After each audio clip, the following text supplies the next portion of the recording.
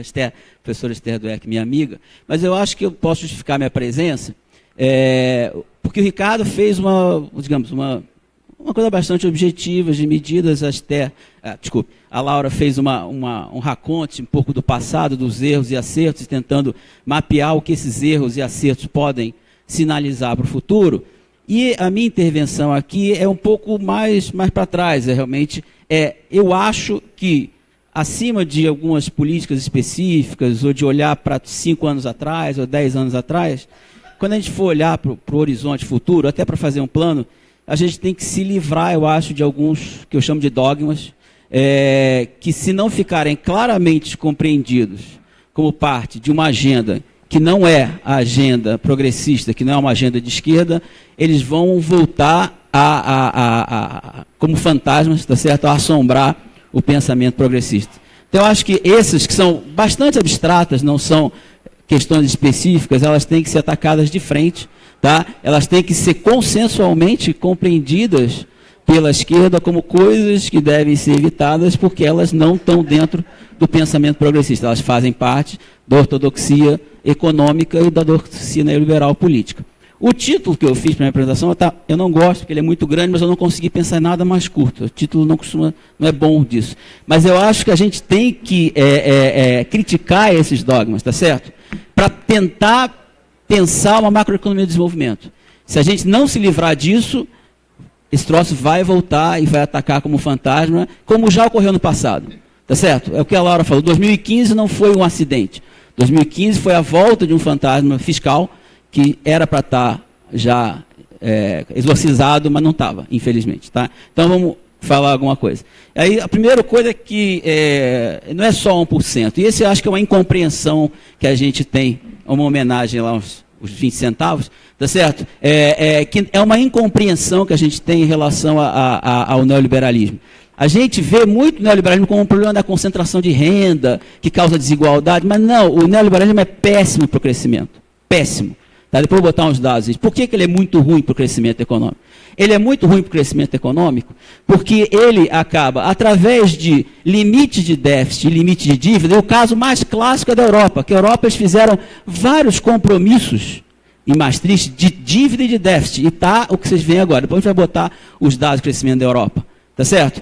Você, ao colocar esses limites de déficit, de você acaba se livrando, você acaba impedindo que um componente fundamental, não só anticíclico, essa é uma coisa que tem que ficar claro, o gasto público não é só um fator anticíclico. O gasto público, como gasto autônomo, ele é fundamental para o crescimento no longo prazo. Se você acha que não é isso, na verdade você acha que a economia se ajusta, que é exatamente o modelo marginalista que está na base do fundamento do neoliberalismo. Então, o gasto público é um componente fundamental, autônomo, para dar o crescimento de longo prazo. E se você se prender, ou se algum partido, ou alguma instituição se prender a colocar limite para déficit e limite para dívida, vai estar criando uma impossibilidade de maior crescimento de longo prazo. É por isso que eu vou mostrar os dados, por isso que o crescimento no período neoliberal é medíocre comparado com o período onde o gasto público era elemento central no crescimento econômico, que é a chamada Golden Age. Já vem o dado. Tá? Esse é o primeiro dado. Segundo, é que, como a Laura falou aqui, a concentração de renda, que é uma consequência do modelo neoliberal, ela tem 2 efeitos. O primeiro, que a gente chama economia, no nosso jargão, de multiplicador. O que é isso? Multiplicador é quanto o impulso original de gasto é multiplicado para aumentar o produto. Então, quanto pior a distribuição de renda, esse impulso original menos é multiplicado, menos é ampliado, porque fica na mão de poucas pessoas que têm, que a gente chama, desculpa o jargão, uma propensão a consumir muito baixa. Tá certo? Agora, tem um segundo elemento que a Laura também aqui tratou, que é o seguinte: quando você não sobe a renda e não sobe o emprego, a possibilidade de você aumentar o endividamento privado diminui, porque a dívida sobre a folha salarial começa a ficar muito grande. Exemplo, Estados Unidos. Como os Estados Unidos prendeu a renda durante muito tempo, no período neoliberal, a solução deles foi o quê? Foi aumentar o endividamento das famílias. Só que se aumentava o endividamento das famílias numa proporção ao crescimento da renda, e deu o que deu a crise subprime. Em algum momento, essa superalavancagem do setor privado acaba fazendo água. Por quê? Porque a renda, o emprego, na verdade, nos Estados Unidos, a renda não sobe na mesma proporção. Então você se livra de dois componentes, ou você impede que cresçam dois componentes fundamentais para o crescimento a longo prazo: o gasto público e o endividamento das famílias. Então é óbvio que este comportamento péssimo do período neoliberal não é de graça. Tá aí, olha só, a Europa Ocidental crescia no período da Golden Age 3,5 e vai para 1,5, menos da metade. Europa Oriental 3,5, que ela era socialista, deixa para lá, tá? E passa para 1,5. Essa extensão do Ocidente, esses são dados do Angus Madison, que é um grande historiador econômico. A extensão é Canadá, Austrália, Estados Unidos e Nova Zelândia. Tá?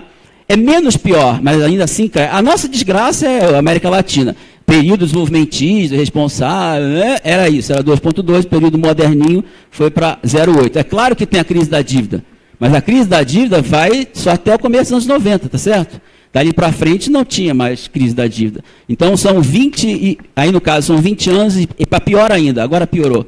Já são 27 anos com baixo crescimento, mesmo com toda a suposta responsabilidade fiscal e sem protecionismo. Olha o inverso, obviamente, que é a Ásia, mas a China não é exatamente um exemplo do neoliberalismo internacional, tá certo? Então, o exemplo da China, que está puxando o crescimento da Ásia, não vai contra a informação que eu dou. Finalmente, a África mal e o mundo mal. Ou seja, basicamente, o neoliberalismo é mal para o crescimento por os dois motivos que eu dei atrás para vocês. Também tem outros, tem problema da inflação, mas basicamente isso. Tá? Então, esses são dados mais recentes que só piorou. Tá certo? Esse é o crescimento. Agora não é mais o PIB per capita, perdão, a informação passada era PIB per capita, agora é PIB. Depois de 2010, a coisa só piora. A taxa de crescimento vai decaindo fortemente em todos os países. O nosso caso, na América Latina e Caribe, é bizarro. A gente começa a ter taxa negativa de crescimento em 2015 e 2016, mas isso é um fenômeno geral, tá certo? Ou seja, aquele dado que eu ponho até 2010, porque a base do Angus Madison vai até 2010, puxando esse dado que é do World Economic Outlook, que é do FMI, é pior ainda. Ou seja, eu quero dizer que esse tipo de modelo que tem esses fundamentos, que tem limitação fiscal do déficit, da dívida e concentração de renda, não só ele é injusto, não é só socialmente indesejável, ele dá baixo crescimento. E baixo crescimento no Brasil, meus amigos, não é exatamente uma coisa muito boa para se ter, porque nós somos um país extremamente desigual, com muita pobreza, emprego formal baixo. Isso todo mundo sabe, não vou ficar ensinando para o nosso vigário. Aí o nosso neoliberalismo verde e amarelo é fraco também. Eu sempre brinco assim, você pega um marciano e pergunta assim, qual é a diferença desses dois períodos? Ele fala, o segundo é pior que o primeiro. Mas o primeiro, tá certo? Esse primeiro período que eu estou botando aí é um período de crise externa gravíssima, a pior crise financeira do Brasil, é pior que 30. 79 é uma crise pior que 30. Eu botei 82, foi quando tem a moratória do México. Mesmo com a pior crise da história do Brasil, com a hiperinflação, ainda assim a gente conseguiu ter um crescimento do PIB maior do que o crescimento do período neoliberal. É muito ruim. Tá? Tem mais indicador de coisa ruim. Esse aqui é o desemprego. Agora tem esse saudosismo. Saudosismo é uma coisa que você fantasia o passado. É claro que no Brasil essa fantasia do passado, ela não é uma coisa gratuita, né? Ela está sendo fantasiada pela mídia, etc, etc. Mas isso é a taxa de desemprego. A taxa de desemprego no período neoliberal, depois do plano real, ela vai para uma faixa de 9% a 10% e fica paradinha lá. Isso é dado da PNAD. Depois é que ela despenca e, obviamente, estragou tudo de novo. Mas essa queda dela é justamente nesse período, a partir de 2004. Ou seja, eu podia botar vários indicadores de renda, é muito ruim.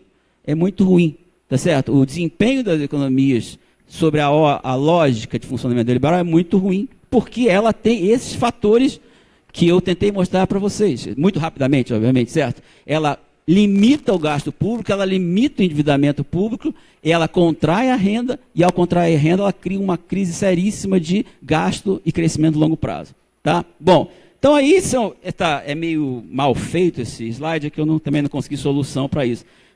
É uma pergunta que tem duas partes, na verdade são duas perguntas, mas eu acho que essa é a questão, tá certo? A primeira pergunta é, qual é o objetivo dessa discussão e da gente jogar para frente e de olhar o futuro, tá certo?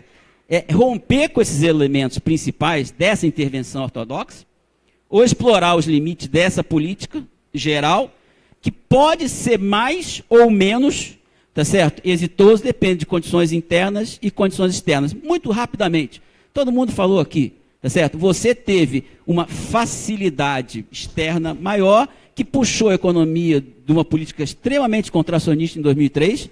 A gente foi salvo pelo setor externo, mas como a Laura falou, a gente foi salvo pelo setor externo, mas o setor externo não explica o crescimento brasileiro. Porque o Brasil não é export-led growth, que é um jargão nosso, que o Brasil não é puxado pela exportação. O que puxa o crescimento do Brasil de maneira muito forte é a demanda interna. Tá certo? Então, esse crescimento que é puxado pela demanda interna teve a ver, em boa medida, com a questão da maior facilidade do financiamento externo e da diminuição da restrição. Mais uma coisa, como o Ricardo falou, que é fundamental. A expansão do crédito a partir de 2004, ela teve a ver com um patamar baixíssimo que a gente tinha de endividamento das famílias. Você tinha um espaço de crescimento e endividamento enorme, porque era muito baixo, era ridiculamente baixo. Então, a partir do momento que você cria instrumentos de ampliação do endividamento, você cresce espantosamente esse endividamento das famílias e, com isso, o consumo privado. Tá certo? Então, você manteve o quê? Você manteve superávit primário, você manteve meta de inflação e você cresceu substancialmente. Por que você conseguiu fazer isso? Porque algumas condições externas e internas permitiam esse desafogo. Só que o fantasma voltou a assustar em 2011. Quando achou que a inflação estava acelerando, pronto, deu uma freada, jogou a economia para baixo. E o fantasma virou um monstro em 2015, quando, achando que a situação fiscal tinha fugido de controle, você faz aquela coisa do Levi, que é melhor nem comentar. Tá certo? Então, por isso o meu ponto é fundamental. A gente não pode deixar o fantasma vivo, tem que matar esse troço. Se quiser ter uma política alternativa progressista que eu acho que possa sustentar o crescimento no longo prazo. Agora, rapidamente, infelizmente o meu tempo não vai dar para falar o que eu queria, mas tudo bem. Eu vou falar desses 4 dogmas, tá certo? O primeiro dogma é o dogma do orçamento equilibrado. Isso não é compatível com uma política progressista, nem no curto, nem no longo prazo, por várias razões, depois a gente pode discutir.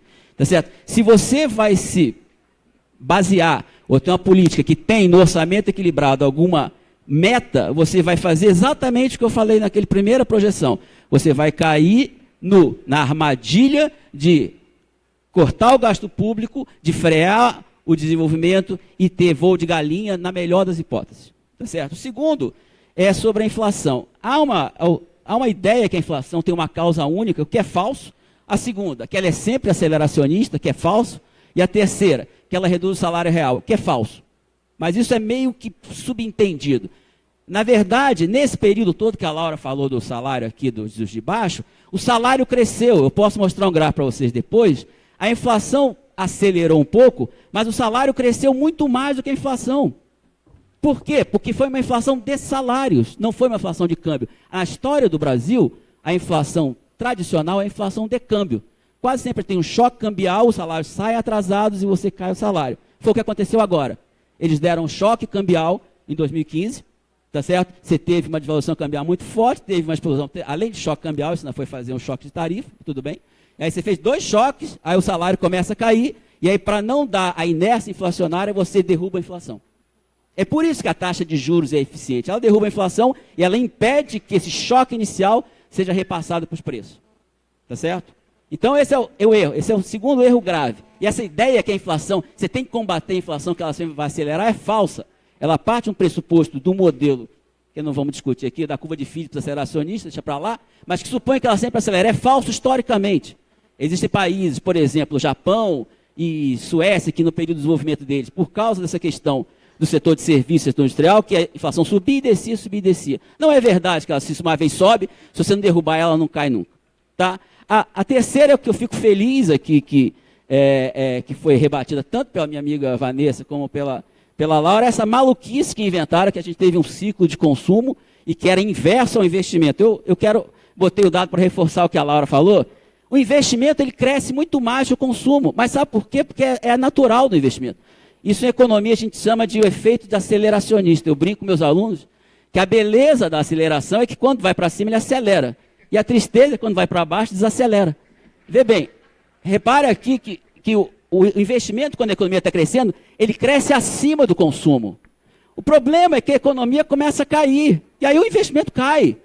Sabe por quê? Porque o empresário não é louco.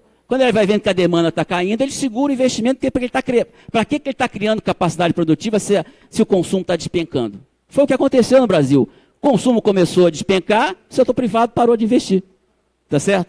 E, finalmente, eu chamo isso de saudade do bolo. Quando o pessoal mais velho tinha uma teoria do bolo, do Delfim Neto, dizia que não, tem que primeiro crescer o bolo para depois aumentar o consumo. A gente conseguiu fazer aumentar o consumo, aumentar o investimento, algumas pessoas acharam ruim. Não sei porquê. Para mim é surpreendente, é de mau gosto, e graças a Deus que as minhas queridas amigas já criticaram isso anteriormente. Finalmente, bom, o último é uma bobagem, mas que infelizmente é um mito da direita, que o mercado de trabalho tem uma relação inversa entre investimento e salário, ou flexibilidade e emprego, que está por trás de todas essas medidas que estão aí de flexibilização. Tá? Rapidamente agora, não vai dar tempo, mas o que é o meu ponto é o seguinte: o déficit, por que a gente deve abandonar isso? O indicador de déficit é um péssimo indicador de política econômica. Péssimo. Por quê? Porque o gasto tem um impacto sobre o produto, todo mundo sabe. Gasto público, impacto do produto. O produto vai impactar a arrecadação, tá certo? Consequentemente, se você diminui o gasto, você vai diminuir o produto direta e indiretamente. Porque aquele efeito da aceleração que eu falei ali, o investimento despenca, o que aconteceu no Brasil, o investimento despencou. Com toda razão, não estou criticando os capitalistas, não estão certos, enquanto capitalistas, tá certo? Consequentemente, a arrecadação despenca. Então você pode ter uma situação onde o déficit aumenta, o déficit aumenta, é expansionista. Não, é contracionista, porque diminuiu o gasto.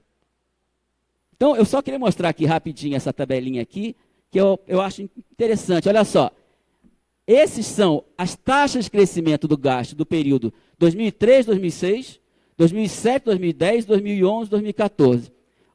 A taxa de crescimento do gasto público vem caindo no período, tá certo? Mas não muito.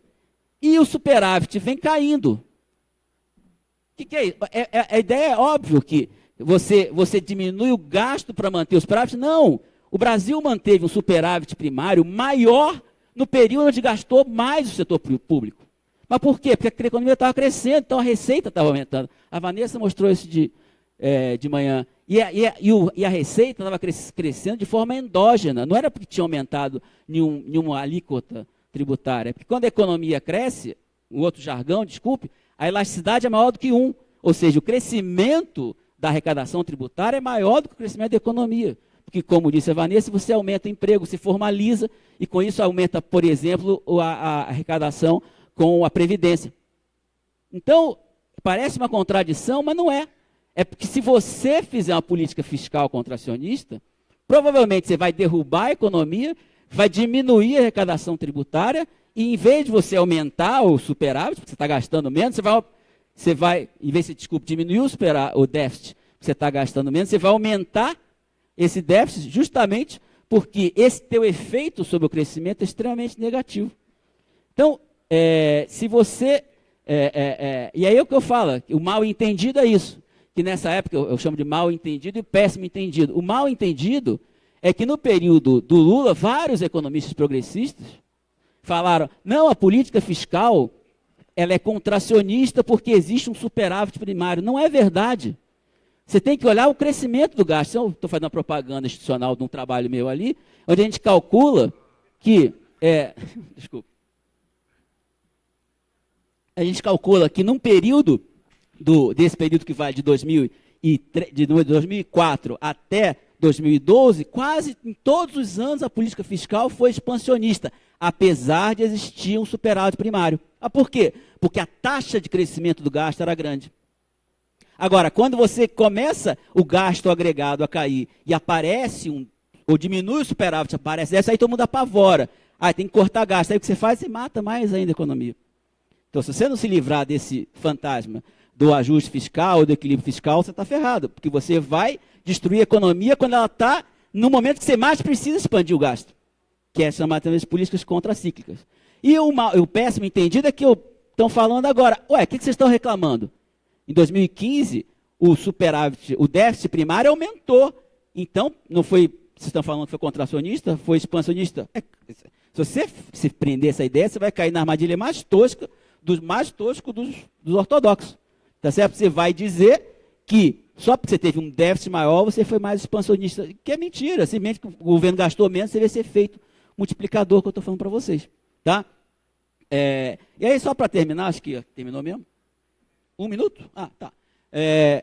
Como ela falou, esses 2 nomes aí são 2 economistas que eu gosto muito, o Abba Lerner e outro é o Avelmo. Tá? O Abba Lerner era um economista que dizia que tudo bem, pode gastar, pode aumentar a dívida, não tem problema nenhum, porque afinal de contas a economia vai se ajustar e isso vai levar a um maior crescimento. Tá? Que eu acho plausível, mas tudo bem, como eu disse a Laura, pode ser que politicamente isso seja pouco sustentável. Então vamos de Avelmo. O Avelmo foi um cara que inventou tal do teorema do multiplicador equilibrado, que diz o seguinte, olha, se você gastar mais, você vai gerar mais renda. Mas se você tributar um pouquinho mais, tirar esse excesso da renda que foi criado pelo próprio gasto, você equilibra a economia e cria mais emprego, que é o chamado teorema de Avelmo. Ou seja, existe uma solução que é aumentar a tributação, aumentar o gasto e com isso aumentar o produto. Agora, existe uma solução melhor ainda, que o Avelmo ele tratava de uma tributação linear. Você tem uma solução ótima, que é justamente tributar os que não gastam. Por quê? Porque a propensão a gastar dos rentistas é muito mais baixa que a propensão a gastar de uma pessoa que ganha salário mínimo. Pensa o que um cara ganha 50 mil, sei lá, 100 mil reais por mês e um que ganha 2 salários mínimos. Qual que vai poupar no final do mês? Não preciso fazer outro comentário, certo? Ou seja, se você fizer uma política de tributação progressiva, tá certo? E usar isso para aumentar o gasto público, você vai estar fazendo uma política expansionista. O que não dá mesmo, é achar que você vai fazer, de alguma forma mágica, algum ajuste fiscal e isso vai expandir a economia. Eu me lembro quando teve 2015, estou acabando já o último minuto, as pessoas falam, não, dá para cortar em um lado e aumentar em outro. Não, não dá. Ou a única coisa que dá é você diminuir isso que a Laura falou. Se você diminui subsídio para os caras que já não gastam, que são as empresas, e gasta, tudo bem. Única forma de um ajuste fiscal dar certo é você tirar dinheiro de quem não gasta, tem a propensão a gastar menor, e passar para o governo que gasta igual a 1, porque ele vai gastar tudo. Ou, sabe, Bolsa Família, que também é igual a 1, tá certo? Propensão a gastar, o cara vai gastar tudo que receber. Então, eu espero ter levantado algumas coisas, a gente vai no debate falar sobre isso, mas eu acho que se a gente quiser fazer uma agenda de desenvolvimento, uma macroeconomia de desenvolvimento, a gente tem que, de fato, encarar de frente esses dogmas, esses fantasmas e pensar em políticas que não levem isso em consideração, ponto.